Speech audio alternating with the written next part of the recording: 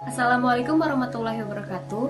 Kami dari kelompok 9 akan menjelaskan apa itu thoracic outlet syndrome. Saya, Dena Bila Safitri, akan membahas apa itu thoracic outlet syndrome, jenis-jenisnya, dan asesmen awal fisioterapi pada thoracic outlet syndrome. Thoracic outlet sendiri merupakan suatu kondisi di mana terjadinya kompresi atau penyempitan pada struktur neurovaskular, yaitu plexus brachialis, pembuluh darah, arteri maupun vena di daerah apertura superior toraks. Nah, tos sendiri dibagi menjadi dua, berupa neurological tos dan vascular tos. Vascular tos sendiri dibagi lagi menjadi dua, ada venous tos dan arterial tos. Neurogenic tos sendiri disebabkan adanya kompresi atau tekanan pada C5 melalui akar saraf plexus brachialis T1 yang berfungsi mengatur pergerakan otot dan sensasi pada bahu, lengan, dan tangan. Ada 3 jenis yang mengkompresi plexus brachialis, antara lain costoclavicular space, posterior scalenus tunnel, dan subcoracoid tunnel. Tos vena ini disebabkan oleh adanya kompresi subclavia pada costoclavicular space. Kompresi dan tekanan berulang dapat menyebabkan terhentinya aliran darah secara tiba-tiba. Nah, yang ketiga ada arterial tos. Arterial tos ini merupakan suatu klasifikasi dari tos yang memang jarang terjadi. Penyebabnya biasanya berkembang secara spontan, tidak ada hubungannya terkait dengan trauma atau aktivitas berulang-ulang, dan biasanya juga dikaitkan dengan adanya abnormalitas atau kelainan dari lahir, cervical rib, atau kelainan atau masalah pada otot scalenusnya.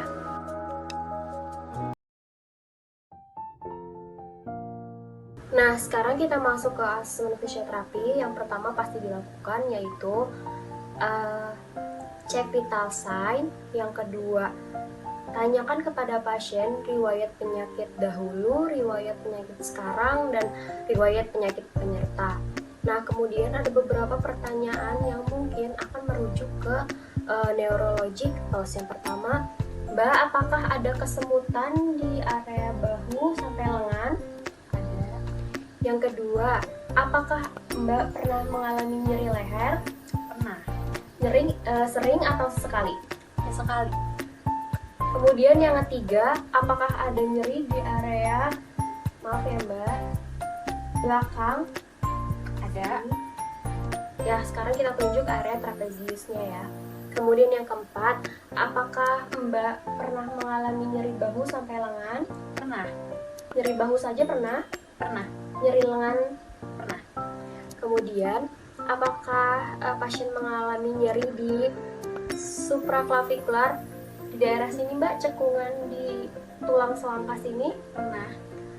Kemudian tanyakan kepada pasien, apakah pasien mengalami nyeri dada dan nyeri kepala? Sering. Ketika seseorang dicurigai tos, pada saat melakukan pemeriksaan inspeksi, yang pertama harus fokus bisa menyeluruh, mulai dari postur, bagian kepala, leher, hingga tulang belakang vertikal, sampai torakal, bahu, dan ekstremitas lainnya. Biasanya yang ditemukan yaitu adanya forward head position dan dropping shoulder. Kemudian ketika dilakukan tes orientasi dan regional screening, biasanya pasien dengan keluhan tos neurogenik ini mengalami nyeri pada saat abduksi elevasi shoulder.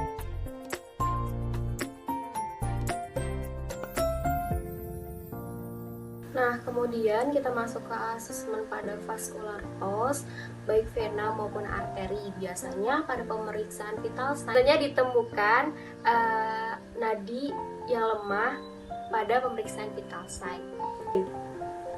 Nah, untuk pertanyaan-pertanyaannya, yang pertama, Mbak, apakah Mbak pernah merasakan sakit atau bengkak pada daerah lengan? Tidak pernah. Tidak pernah. Kemudian, apakah Mbak pernah merasa lemas ketika melakukan aktivitas yang melibatkan tangan? Iya, pernah. Pernah. Kemudian, apakah Mbak pernah merasakan kebas pada atau nyeri seperti tertusuk pada bagian lengan sampai jari? Pernah. Nah, apakah Mbak pernah merasakan lemah pada bagian bahu dan lengan? Pernah. jari juga. Ya. Pada saat melakukan inspeksi pada vascular pulse, biasanya ditemui tangan berubah warna menjadi kebiruan atau pucat, terus ditemukan bengkak pada lengan menjadi tidak bertenaga ketika melakukan aktivitas, misalkan seperti menggenggam, lemah pada bagian lengan atau leher.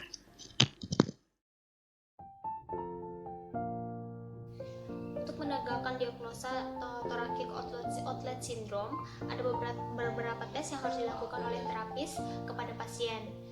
Yang pertama ada costoclavicular test, Morley test, Roos test, ada Sirek release test, Adson test, Tinel test, Wright test, dan Eden test. Saya akan mempraktekkan costoclavicular maneuver test, di mana tes ini dilakukan 4 gerakan skapular. Yang pertama itu gerakan retraksi. Gerakan ini ditahan selama 30 detik. Lalu kemudian gerakan depresi sama ditahan 30 detik juga. Kemudian ada gerakan elevasi. Ini 30 detik juga. Lalu gerakan protraksi. Ini juga dilakukan 30 detik. Tes ini dikatakan positif apabila pasien mengalami peningkatan gejala neurologis pada ekstremitas atas. Selanjutnya ada Morley test, di mana posisi pasien masih seperti yang sebelumnya, duduk tegak lurus, santai, dan kedua tangan pasien berada di sisi tubuh pasien. Tes Morley ini dilakukan oleh terapis dengan mengkompresi supraclavicular fossa selama 30 detik.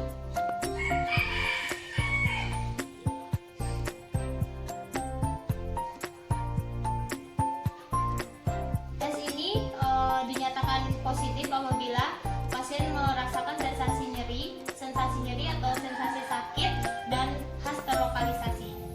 Ini ada Roos test, di mana posisi pasien sama seperti yang sebelumnya, duduk tegak lurus santai dan kedua tangan berada di sisi tubuh pasien. Roos test ini pasien disuruh melakukan 90 derajat abduksi shoulder, lalu eksternal rotasi, kemudian 90 derajat fleksi elbow, lalu sedikit retraksi. Lalu pasien disuruh menggerakkan tangannya selama 3 menit.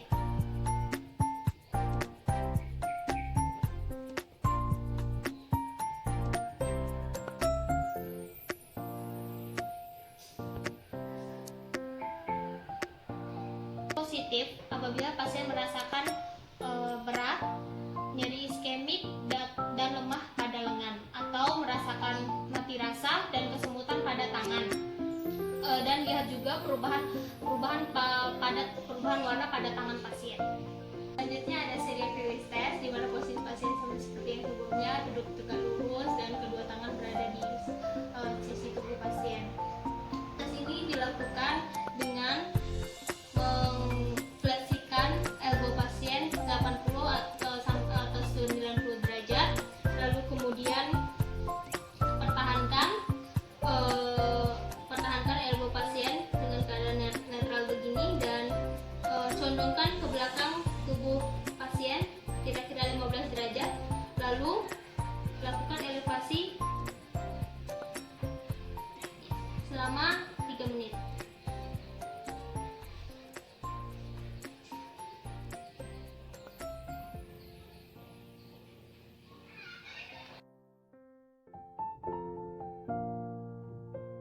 Tinel test. Posisikan pasien dengan posisi bahu netral, kemudian palpasi pada fossa subclavicular. Lakukan pemeriksaan dengan hemorefleks. Tes positif jika pasien merasakan gejala muncul seperti kesemutan dan tenderness. Wrist test. Posisikan pasien dengan posisi shoulder abduksi, kemudian sedikit eksternal rotasi, kemudian fleksi elbow tidak lebih dari 45 derajat. Pertahankan posisi ini dalam 1 menit. Tes positif jika pasien mengeluhkan gejala kesemutan, nyeri, dan tidak terabanya denyut nadi. Absen tes. Minta pasien untuk mengekstensikan leher, kemudian rotasi ke sisi yang terkena. Minta pasien untuk tarik nafas dalam, kemudian tahan 30 detik. Tes ini positif jika pasien mengalami gejala yang timbul seperti kesemutan, dan kemudian palpasi denyut nadi. Eden test. Posisikan pasien dengan posisi military chest position. Retraksikan shoulder, kemudian ekstensikan shoulder dan palpasi pada radial pulse. Kemudian tes ini positif jika pasien mengalami gejala yang timbul seperti kesemutan dan tidak terabanya radial pulse.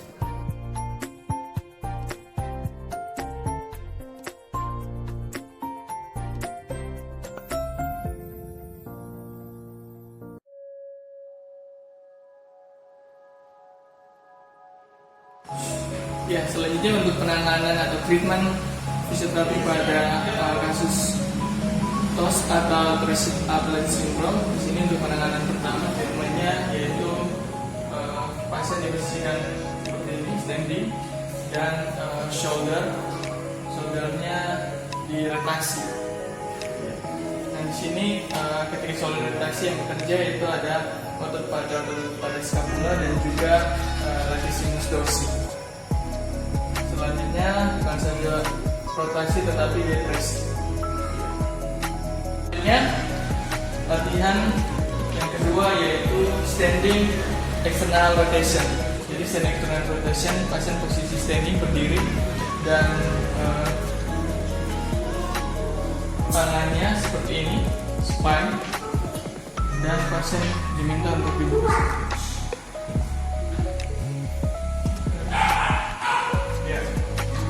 Di sini otot-otot yang bekerja ada otot-otot infraspinatus, scapularis, dan latissimus dorsi. Selanjutnya latihan yang namanya straight arm extension. Jadi straight arm extension ini fokus pertama pada tricep, terus ada latissimus dorsi dan teres major. Latihan selanjutnya adalah bandage high row. Jadi bandage high row ini muscle targetnya itu atau otot yang ditargetkan itu adalah yang pertama yaitu latissimus dorsi, ada trapezius, dan juga teres major dan teres minor. Selanjutnya ada gerakan atau latihan from shoulder. Shoulder ini dimulai dari extension shoulder, ya, extension shoulder. Selanjutnya abduction shoulder dan abduction horizontal. Nah, ketiga gerakan ini berpusat kepada otot-otot ada rhomboid, ada trapezius, dan infraspinatus. Ya, latihan selanjutnya yaitu ada frontal raise dan lateral raise. Ini gerakannya untuk frontal raise dan ini lateral raise. Ya. Tujuan dari atau muscle target dari dua latihan ini yaitu pertama, muscle targetnya ada deltoid. Yang kedua ada trapezius dan juga infraspinatus. Ini targetnya pada otot-otot di bagian shoulder. Latihan selanjutnya adalah latihan 100 push. Jadi 100 push ini bertujuan untuk otot di bagian 100 anterior, bagian 100 anterior.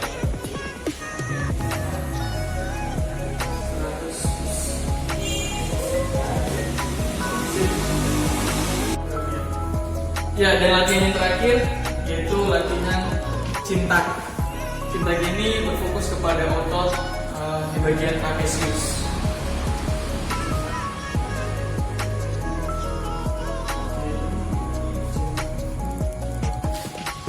Otot-otot di bagian trapezius. Oke, demikianlah latihan untuk 10 latihan atau 10 exercise dengan kondisi thoracic outlet syndrome. Jadi latihan-latihan yang tadi untuk berpusat kepada otot-otot yang weakness atau lemah, dan untuk mengimprove atau meningkatkan otot-otot yang lemah itu dengan strengthening, dengan penguatan, dan juga bukan saja itu, tapi yang paling penting itu postural adjustment atau juga correction posturalnya. Jadi ketika posturalnya sudah baik, otot-ototnya sudah kuat, maka untuk keluhan di bagian shoulder atau di bagian dengan kondisi thoracic outlet itu semakin juga membaik. Thank you. Pada kesempatan ini saya akan menjelaskan outcome measurement instrument pada kasus thoracic outlet syndrome. Pada jurnal review study dengan judul Clinical Assessment of Patient with Thoracic Outlet Syndrome dijelaskan karakteristik alat yang digunakan menilai hasil pasien dengan thoracic outlet syndrome. Ada 6 instrumen. Dari 6 instrumen yang dijelaskan pada studi, hanya 2 instrumen pengukuran yang digunakan dalam kasus thoracic outlet syndrome. Yang pertama, simple software test dengan nilai tes reliability 0,99. Ini dirancang untuk mengukur keterbatasan fungsi bahu terluka selama aktivitas sehari-hari. Instrumen yang kedua yang kami gunakan adalah DAS, Disability of Arm, Shoulder, and Hand, dengan nilai tes riset reliability 0,93 menjadi 98. Dengan penggunaan ini mengevaluasi visi dan gejala pada pasien dengan muskuloskeletal dan ekstremitas atas. Simple software test adalah metode operasional yang dapat digunakan untuk mendeteksi dalam mengevaluasi kemampuan dan fungsi bahu dan aktivitas fisik. Ini penting untuk dilakukan sebelum menggunakan. Kemudian, secara berkala dapat memonitor perkembangan pasien. Yang pertama, pengukuran pada kasus thoracic outlet syndrome menggunakan FSD, simple shoulder test, kuesioner individu pada pasien. Untuk diisi, setiap kuesioner terdiri dari 12 pertanyaan. Masing-masing pertanyaan harus dijawab dengan tepat sesuai dengan kondisi. Kemudian setiap pertanyaan dengan jawaban iya ataupun tidak itu memiliki poin. Untuk iya memiliki poin 1, untuk tidak memiliki poin 0. Untuk skor dari 12 kuesioner ini, keseluruhan